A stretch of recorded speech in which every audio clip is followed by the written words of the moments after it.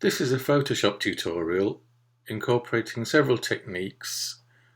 I'm going to edit this character portrait from start to finish using Photoshop and Silver Efex Pro with several tools such as a spot healing brush, levels adjustment, layer masks for dodge and burn, and in Silver Efex I'm going to handle control points a little bit too.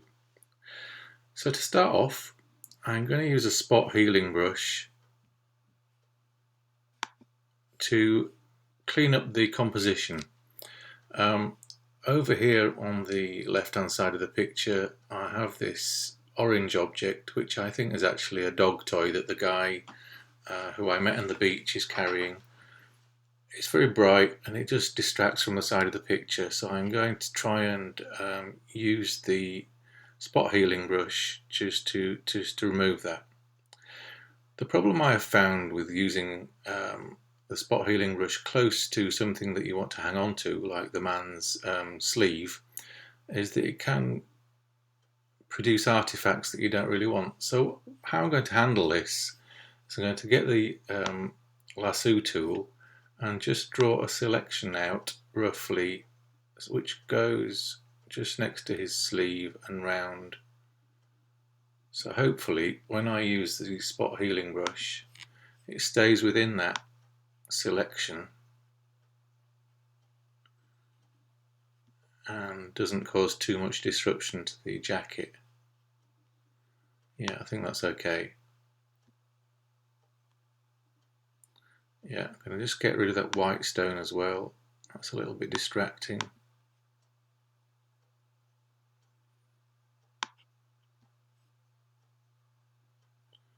Yeah, it's not too bad.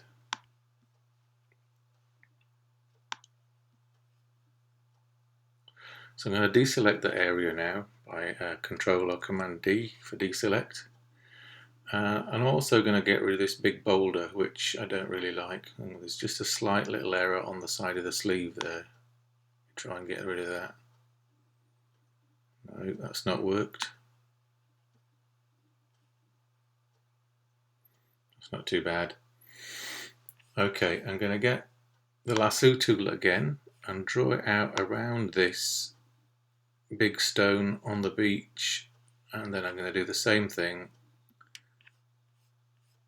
with a spot healing brush and just paint over that and hope that it removes it. Okay, it's not really worked ever so well. Okay, that's a little bit better. Let me deselect that. Yeah, I think that's okay. I'm going to again just remove one or two of these stones because I don't really like the way they're right on the edge of the picture and they're a bit bright and distracting. And that one down there is going to go, maybe that one. Seems a little bit picky, but I think they just take your attention away slightly from the main character. Okay, yeah, I'm happy with that. Now, next I'm going to use a levels adjustment layer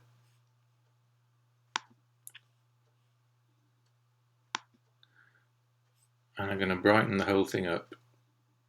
So I'm going to drag this slider in the highlights area of the picture until the whole picture is quite a bit brighter through it. It's kind of like throwing a whole lot more light on the character. So using my levels adjustment layer and the layer mask, I'm now going to click on the layer mask on this levels adjustment layer and invert it by going Control or Command I. So that means, if you remember the other tutorial, I can get my paintbrush and with a white foreground colour on my colour swatch, colour picker down here, I can come over to my character and I can paint in the brightness that I've just created. I'm going to just turn this brush down a little bit so that I can paint it in gradually, so around about 50%. Don't go too near the edges with a soft brush or you will possibly create a bit of a halo on him. And just paint it over the areas that you actually want to brighten up. So maybe the face is perhaps one of the most important areas. So you can see the character in his face. Concentrate on the eyes. Windows to the soul. Okay, so I've brightened the whole thing up now, and I think I am ready. I'm ready to turn it black and white. So for the black and white conversion, I've decided to use Silver Efex Pro, which is a plugin to Photoshop. So I've got a little Silver Efex Pro floating panel up here. If I scroll down here to the bottom, you'll see Silver Efex Pro. So I click on that. It opens the new Nik working environment. Just takes a few seconds to load up. Okay, here we have our black and white image. Now, the first thing I'm going to do is play with the structure of the image. But I don't really want to. The structure, sorry, I should explain. Structure is like a fine contrast control. It's like a micro contrast control. But I don't really want to apply it to the whole image. So just underneath the structure sliders is this selective adjustment panel and something that Nik call control points. So if you click on the control points button and then bring it over here and add one to the area that you want to adjust and click, you get the control point sliders, and the top one is the size of the point of the area that you want to control. So if I slide this up and down, you can see it's including a smaller or larger circle.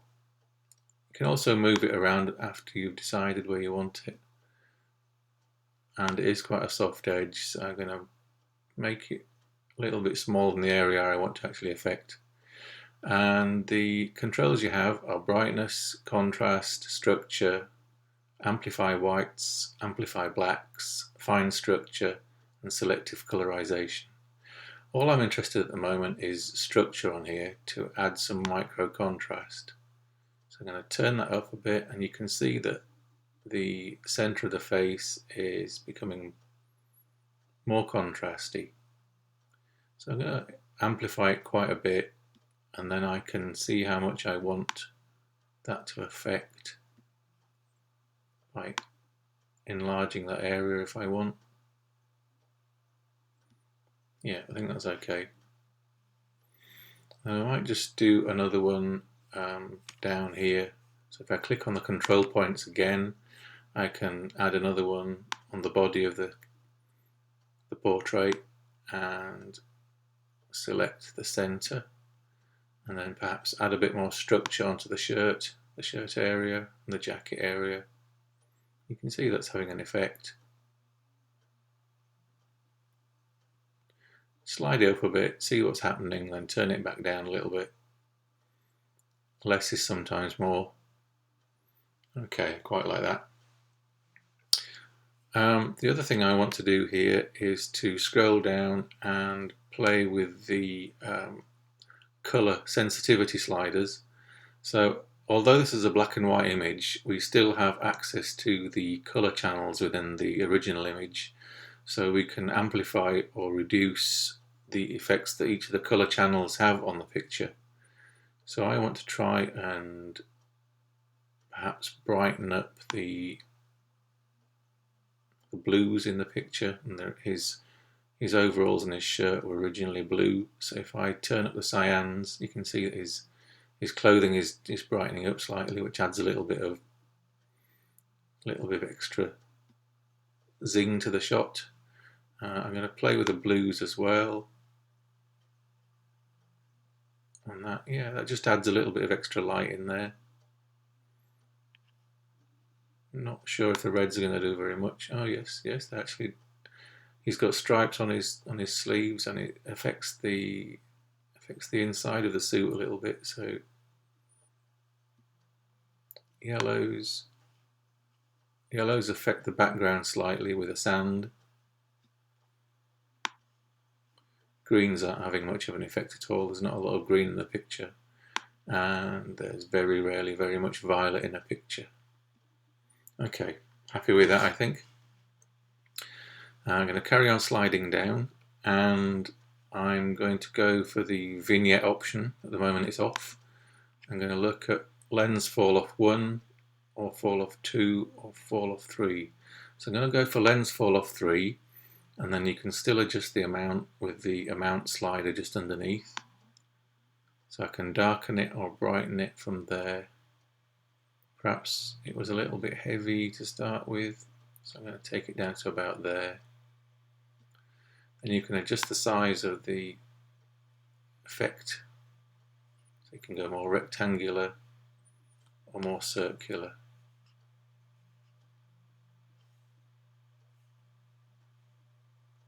I think I like it somewhere there, and then you can also adjust the size of that.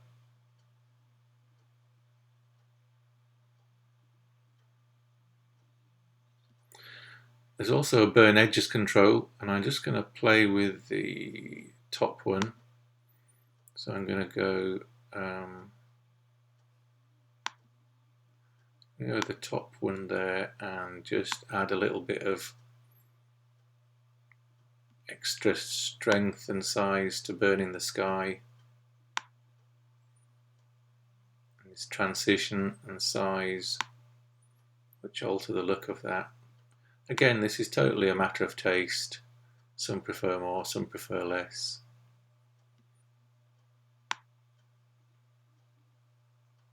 You don't want it to start encroaching on the head too much, so you don't have it coming down too much. I'm going to leave it about there.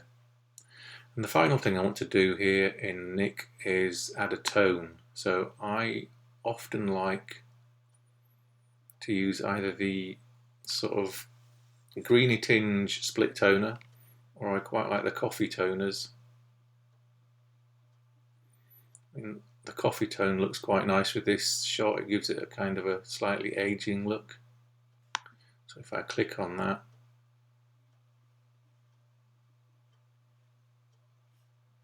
and I can alter the strength of it with this strength slider, so I can turn it up or down. Again, just decide how much you want the tone to encroach into the picture. So I think that's all I want to do on Silver Efex. I'm going to click OK.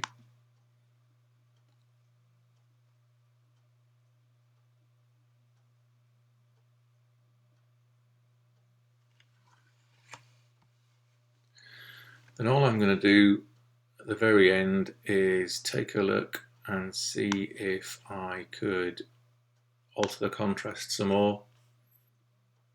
This may or may not work. Just brighten it very slightly.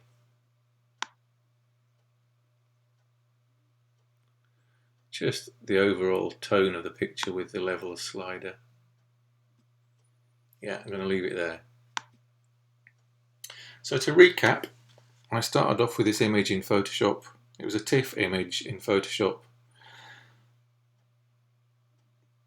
I cleaned up the background, took some of the distracting elements away with the spot healing brush.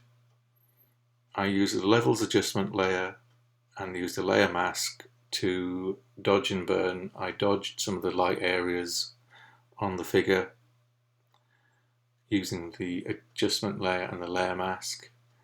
And then I went into Silver Efex Pro and used the structure contrast control with the control points, played around with the colour sensitivity sliders on the colour channels, added a tone and added some vignetting.